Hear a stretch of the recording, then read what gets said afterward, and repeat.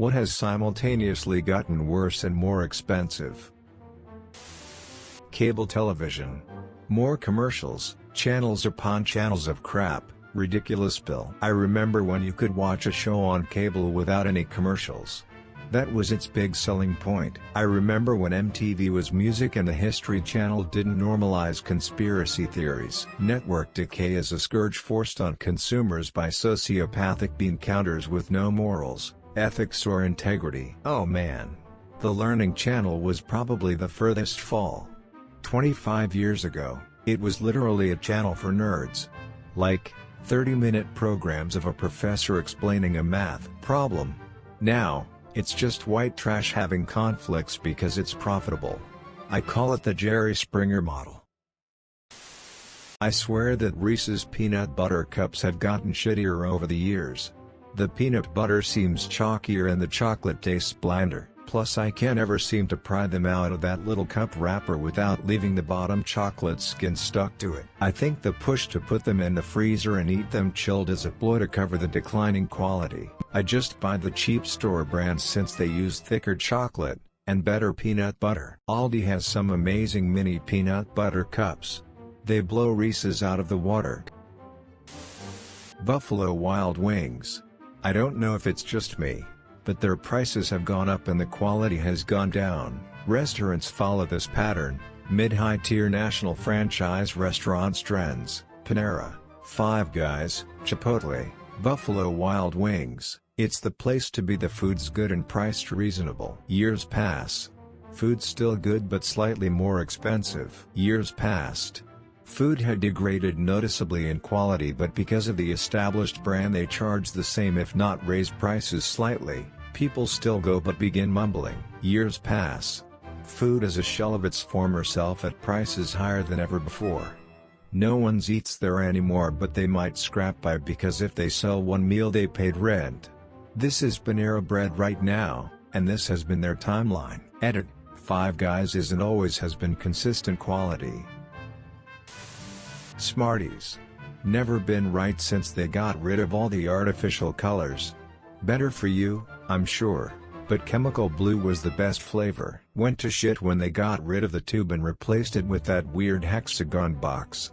Actually all my childhood favorites taste worse when you find out Nestle makes them all. I can't stand the box that they've split into 3 sections trying to get you to save and share.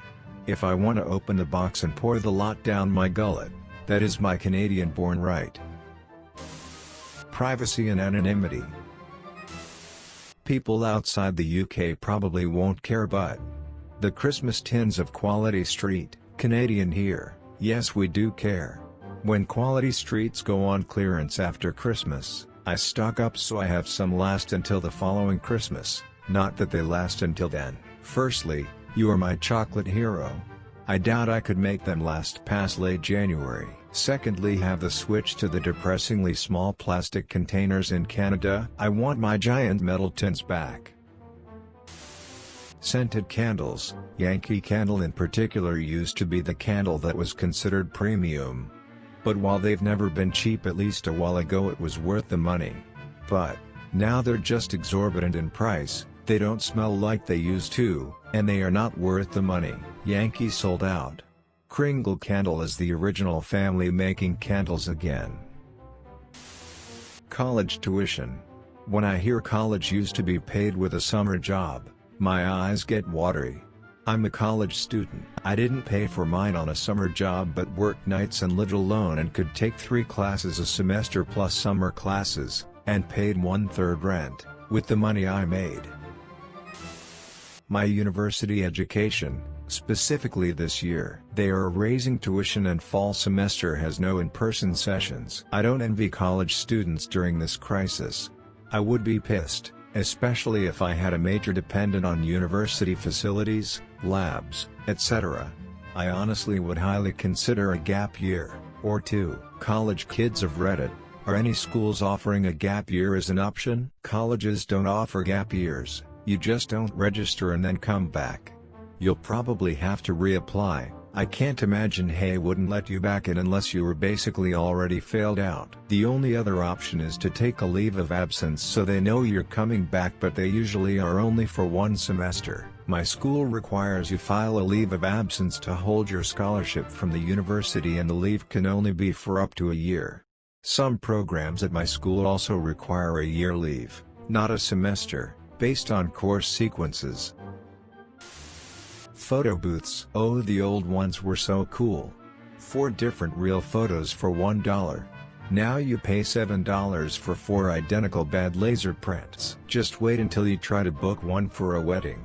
$1,500 for an iPad on a stick with a ring light and printer for 4 hours. This is why we bought all the supplies and just made one ourselves, super easily.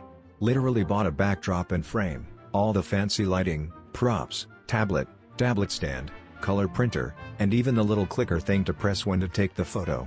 All of that off of Amazon, for less than 1/3 the price we were quoted to rent one from a company. And now we have a photo booth, lol. We can be that cool couple that can bring a whole photo booth set up anytime we're invited to our friends' weddings, parties, events, etc. Ice cream with fudge in it. Used to get massive slabs of fudge, now they just have tiny nuggets. I can pretty much only stand to buy Ben & Jerry's these days. It ruined other frozen dairy desserts for me. All of the brownies that Ben & Jerry's use come from a bakery that hires ex-convicts and homeless people. They do it to help people get back on their feet. I love that. Those people make some amazing brownies. Chocolate fudge brownie is definitely in my top 3 Ben & Jerry's flavors. I remember the donuts at Dunkin' Donuts to be bigger and cheaper, and there was a huge selection of flavors every day when donuts were their main thing. Now, with all of the sandwiches, breakfast foods, shakes, smoothies, etc., donuts are an afterthought, and this is likely the reason they rebranded to just Dunkin'. Clothes. Even a sweater from the Gap is like $70 now, even though the quality is about 10% better than Old Navy. God damn it, clothes retailers, settle down or I will go naked. Edit, to the people suggesting thrift stores, I agree. It's thrilling to find something special and cheap. You wash it, you're good to go. Plus retail clothing is so effing expensive nowadays that I would rather someone else take the hit of driving it off the lot. What I hate about this is all the brand names are super expensive, but they are still all made by slaves in poor countries. I would be willing to pay the higher price if it was actually made in Canada or US, but it's not. I'm sure this will get overlooked, but KFC. I remember growing up the whole family could eat there and it was great. Now it's just garbage, super greasy, and will cost you an arm and a leg for a dang bucket of chicken. They have gotten way worse and the price has went up. Yeah, I remember big styrofoam cylinders stuffed with sides. Now it's $5 for a frozen dinner bowl's worth. Popeyes is invading all of the cities near me and it runs KFC out of business in every city it enters. Good, Popeyes is far superior, even if service is extremely hit or miss. New homes. Cookie cutter houses, built with cheap contractors who cut corners left and right, situated in neighborhoods with ever higher HOA fees, and the HOAs are getting more expensive too. I agree with this one. I thought buying a newly built home would be great. Turns out everything is cheap. Those nice looking baseboards? Particle board. Cabinets? Particle board. Nice front door? It's plastic and warps when the temperature changes. Everything looks nice, but at the core it's all super cheap material that was installed as fast as possible by the cheapest bidder. Certain house appliances. My grandma has had the same fridge for 40 years. My parents recently had to replace theirs. It's their third in 20 years. On the other hand, you don't want a 40-year-old fridge because they are super energy inefficient. Good point.